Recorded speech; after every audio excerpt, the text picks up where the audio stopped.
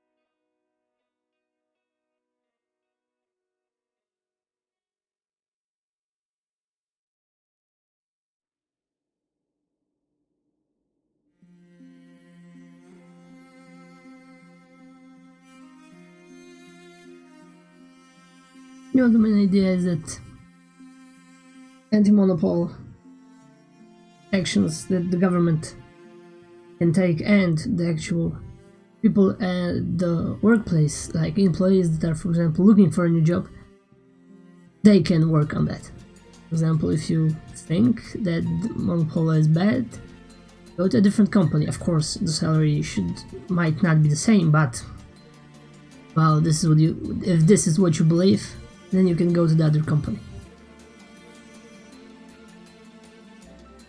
Segregation in school.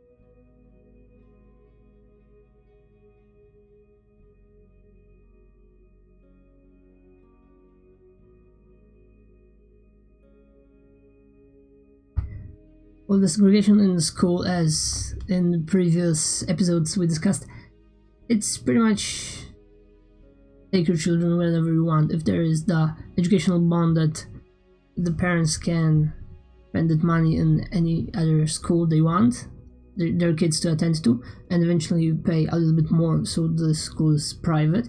And for example, if the school is actually has the segregation by race or whatever other reason, then this is their choice. For example, a segregation might be also by wealth. If you go to a very expensive private school, you know that not everyone can afford it, so your kids, and actually the parents that send the kids to that school, won't be wealthy, and this will be a totally different environment than the public school, well, where all the poor people actually go, the regular normal human beings. So pretty much this should be also, like Milton says, regulated by the free market itself. But of course he is all for the equal opportunities, and not the equality of outcome, but equal opportunities for everyone. And then the best is the best. As they say, the second is the first of the losers. Okay guys, this is the next chapter. The next episode is Monopole, a social problem of business and work. Okay, see you later. Thanks for tuning in. It was almost 20 minutes of reading. See you tomorrow. Bye.